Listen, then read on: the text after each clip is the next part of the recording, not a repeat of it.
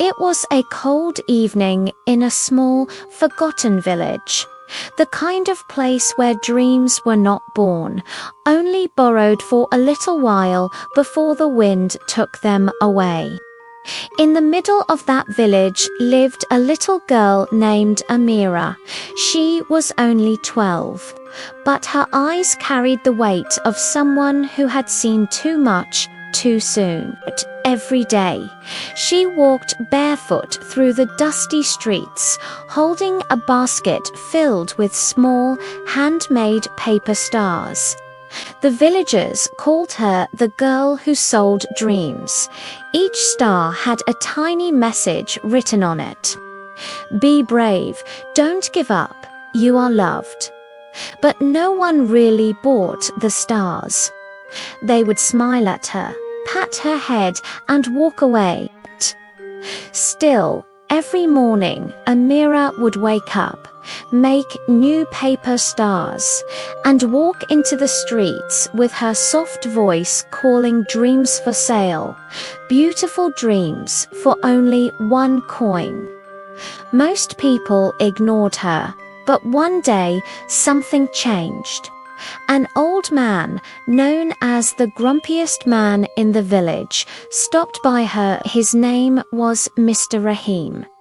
He had lost everything in life: his family, his home, his laughter. What kind of nonsense is this? He barked, dreams for sale. Who would buy that?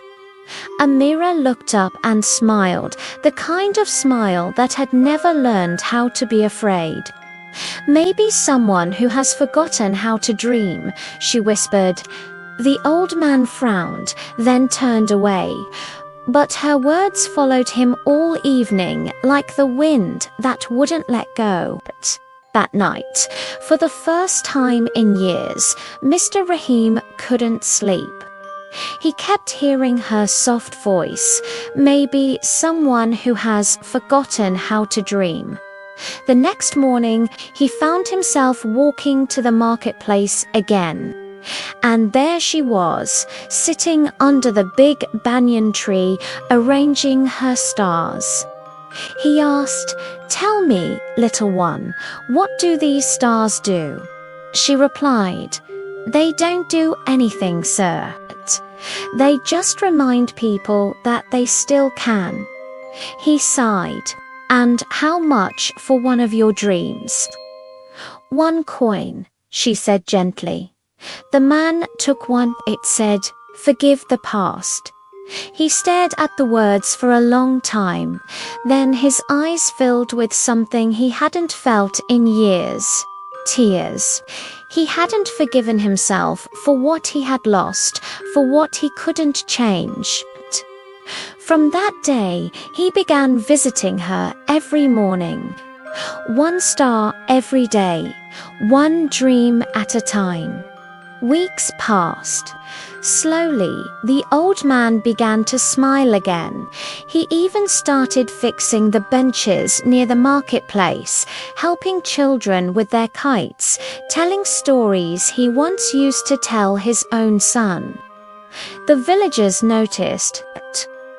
"What happened to Mr. Rahim?" they asked. And someone answered, "The girl who sold dreams happened." But not everyone was kind. Some people mocked her. "Dreams won't fill your stomach, child," they sneered.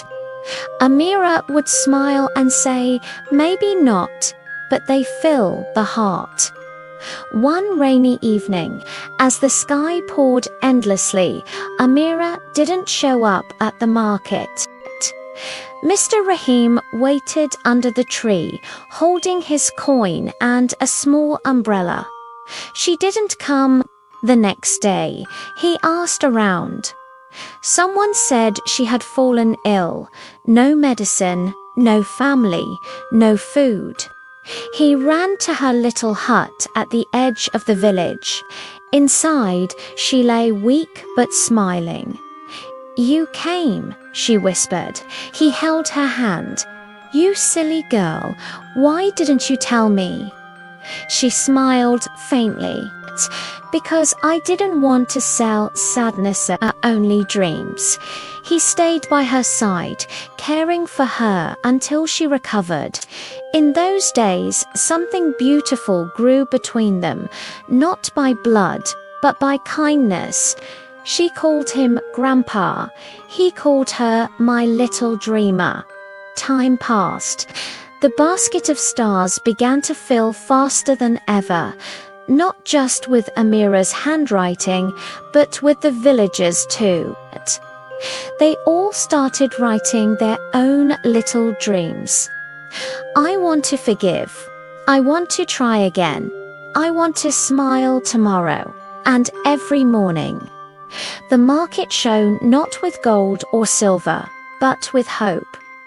Years later, Amira grew up. She opened a small school where she taught children to read, write, and dream. Above the blackboard, in her careful handwriting, were the words, "Dreams are the only things that grow when shared." Mr. Rahim sat in the front row, watching proudly. His eyes glistened with tears, not of sadness, but of peace. He whispered, "You gave me back my heart, little one." Amira smiled. "No, Grandpa, you found it yourself. I just reminded you to look."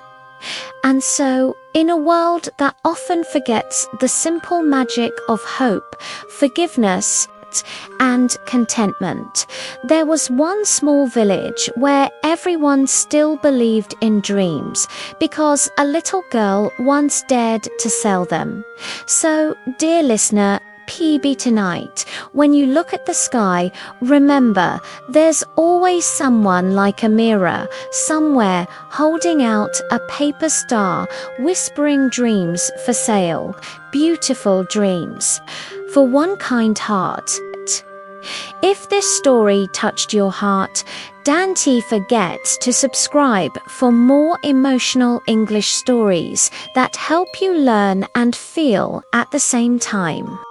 Because English isn't just about words, it's about the stories that change us.